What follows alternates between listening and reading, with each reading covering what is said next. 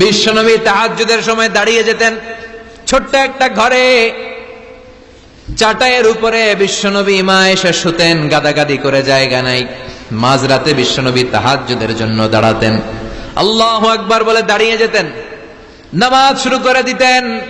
বিশাল বড় সূরা পড়তেন, কিরাত পড়তেন, রুকু করতেন, কিন্তু সিজদার জায়গায় সিজদা দেওয়ার জায়গা নাই। সিজদার জায়গায় মা এসা পা বিছিয়ে শুয়ে আছে।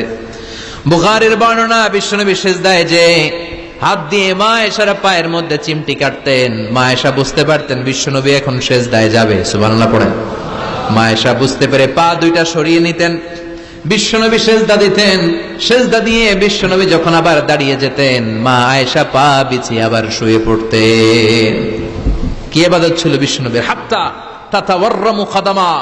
মা আয়েশা বলতেন বিশ্বনবী দাঁড়িয়ে থাকতে থাকতে এত সময় ধরে তাহাজ্জুদের সালাত পড়তেন, ওনার পা গুলো ফুলে এরকম টিউমারের মতো মোটা হয়ে যেত।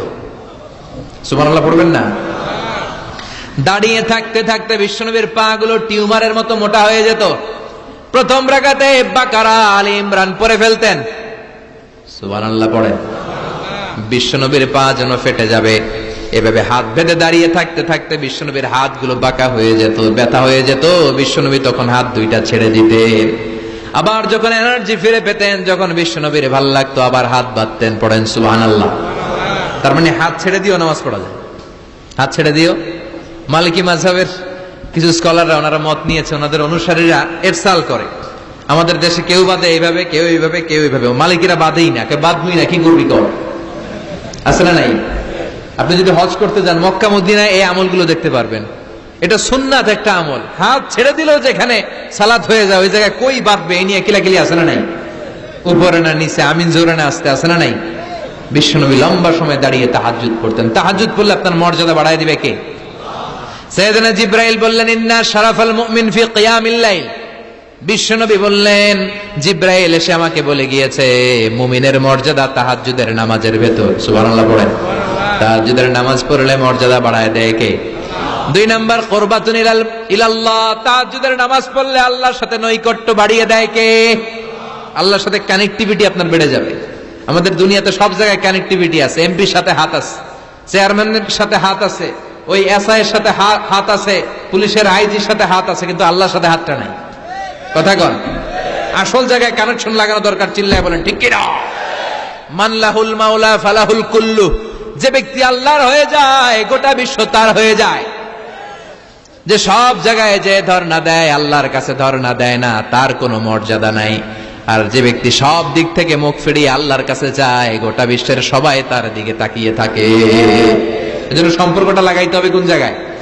তার মানে তাহাজ্জুদ পড়লে মর্যাদা বেড়ে যায়, আল্লাহর সাথে সম্পর্ক বেড়ে যায়। বিশ্বনবী বললেন, মানহাতুনা আনিল ইসিম। তাহাজ্জুদের নামাজ পড়লে, তাহাজ্জুদের নামাজ আপনারে পাপ কাজ থেকে বাধা দিবে। সুবহানাল্লাহ পড়েন। তাহাজ্জুদ যারা পড়ে এরা পাপ কাজ করে না। চিল্লায় কোন ঠিক কিনা? 4 নম্বরে মুকাফফিরাতুন লিসাইয়্যাত। পাপ আর অন্যায় যদি কিছু হয়েও থাকে, তাহাজ্জুদের নামাজ পড়লে তাহাজ্জুদের নামাজ পাপগুলোরে ধুয়ে মুছে সাফ করে দেয়। এজন্য তাহাজ্জুদ পড়ার দরকার আছে না নাই? ঘুমের আরবিতে কিছু নাম আছে। ঘুমের একটা নাম হচ্ছে আন-নুআস। নুআস মানে ড্রোজিনেস। বাসে বসে আছেন, বাসে ঝুলে আপনিও ঝুলতেছেন, এরকম হয় না? ঝিমুনি, এটার বলে নুআস। আরেকটা হচ্ছে সামান্য হালকা লাইট স্লিপ, সামান্য ঘুম, এটার বলে পাওয়ার ন্যাপ। হালকা হালকা ঘুম, ঘুমও আসছে, আবার কে যেন কথা বলে ওইটাও শোনা যায়, এরকম ঘুম আছে না নাই? এটার বলে সিনা। আরবিতে এটার কি কয়? সিনা। আরেকটা হচ্ছে ভালো ঘুম, এটার বলে নাউম। এটার কি বলে? তাহলে পাইলাম নুআস, সিনা, নাউম। আরেকটা হচ্ছে জন্মের ঘুম। কিরকম ঘুম? এমন ঘুম যেই ঘুমে ডাকলেও মানুষ উঠে না, যেটা শেষ রাতে আমাদের যে ঘুমটা হয়, তার 3টা-4টার দিকে কম্বল টেনে টেনে আরেকটু ঘুমাইতে মনে চায়, এরকম একটা ঘুম আছে না নাই? এই ঘুমটাকে আরবিতে বলে হুজুদ। কি বলে? সবাই বলেন। এই হুজুদের ঘুমকে স্যাক্রিফাইস করে ওই টাইমে যে সালাতটা পড়া হয়, ওই সালাতকে আরবিতে বলে সলাতুল হুজুদ বা সলাতুত তাহাজ্জুদ। সুবহানাল্লাহ পড়বেন না?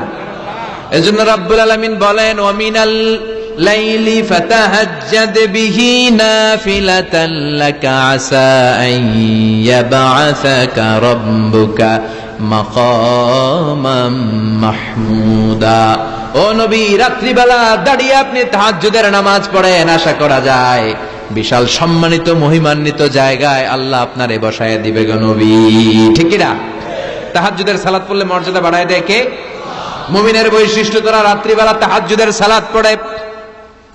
ইমানদারদের বৈশিষ্ট্য, তারা হলো ফুরসান আন-নাহার রুহবান আল-লাইল। রাত্রিবেলা তাহাজ্জুদের যায় নামাজে কান্নার ঝড় তোলে, দিনের বেলায় ঘোড়া হাঁকিয়ে জিহাদের ময়দানে জিহাদ করে। ঠিক কি না? দিনের বেলায় চলবে কি? জিহাদ। এজন্য বিশ্বনবীর প্রথম প্রশিক্ষণ নিতে বললেন আল্লাহ, কুমিল লাইলা ইল্লা কালিলা। ও নবী, বিশাল মিশন নিয়ে দুনিয়ার বুকে আপনি এসেছেন গো নবী। প্রথম প্রশিক্ষণ যেটা নিবেন, রাত্রিবেলায় দাঁড়িয়ে দাঁড়িয়ে তাহাজ্জুদের প্রশিক্ষণ। বিশ্বনবীর আদেশ করলেন কে? কিসের আদেশ? সবাই কোন? আরো জোরে।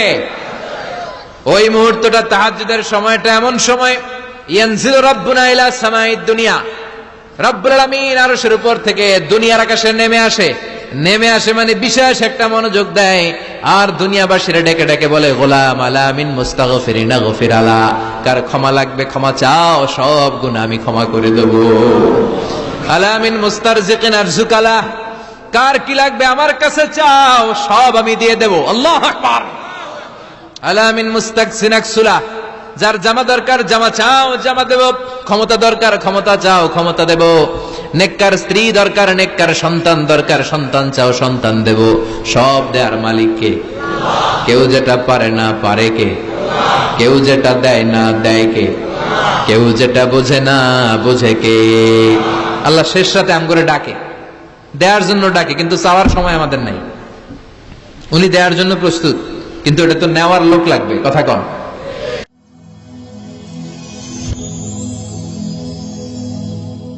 Rose TV 24. Enjoy by listening to the Holy Quran.